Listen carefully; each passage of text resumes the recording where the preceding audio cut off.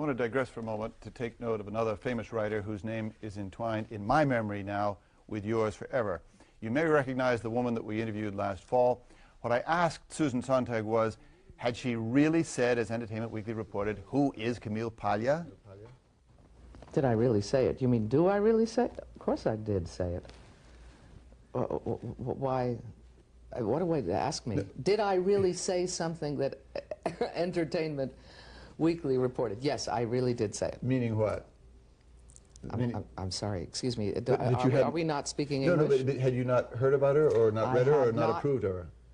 I think if I say who is Camille Paglia. No, I didn't say that. Listen, I don't read Entertainment Weekly. Why don't you ask me a direct question? Excuse me. Had you really not read or reckoned with Until about Paglia? 2.5 weeks ago, I had never heard of Camille Paglia. That is correct. I was astonished, I told her, because Paglia and Sontag had written on so many of the same subjects, from feminism to Italian Catholic paganism. Well, I wouldn't know that, would I?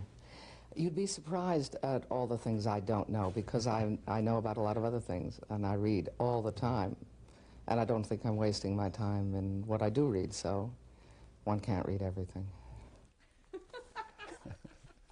Had she heard of you? Of course she had. People have been mentioning me to her for years. Not only that, but she can't continue to claim she's a bibliomaniac when she'd been, living in New York, and my book had been a bestseller in New York for like years, and et cetera, et cetera, et cetera. There's a massive denial out there, and Yes. maybe a studied denial. What's that all about? Well, I think that it's as in The Turning Point with Anne Bancroft. I mean, she literally is being passed, okay, by a younger rival, and she's not handling it, I'm afraid, very gracefully. Susan Sontag was an enormous figure to us in the 60s, and it's really unfortunate what she did to herself. Like Germaine Greer, there was a general collapse in the 70s.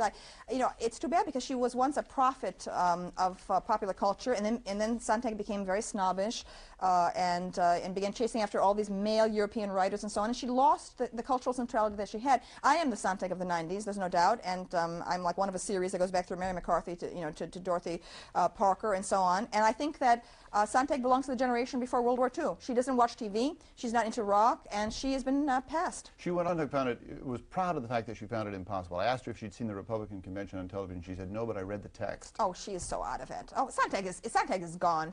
I'm so happy. She came out of hiding. I had been talking about Sontag since my rise to fame for the last 3 years, right? No one was interested, okay? Sontag did Miss Mandarin in her New York apartment. Miss Mandarin did me such a favor by coming out with this novel. She came out, and everyone remembers the old Sontag. You see, they remember her as being beautiful, as being interesting, and suddenly they really saw her, okay, for the first time, and they realized she's dull, okay? She's boring, she's solipsistic, she knows nothing about contemporary life. She's not a very good writer any longer, okay? And even this new novel, she's become the toast of the bourgeoisie. She's no longer even avant-garde, okay? So she did me a tremendous favor. 1992 was a wonderful year for me, because she came out of hiding, and Germaine Greer came out of hiding, and suddenly people realized just how interesting I am. But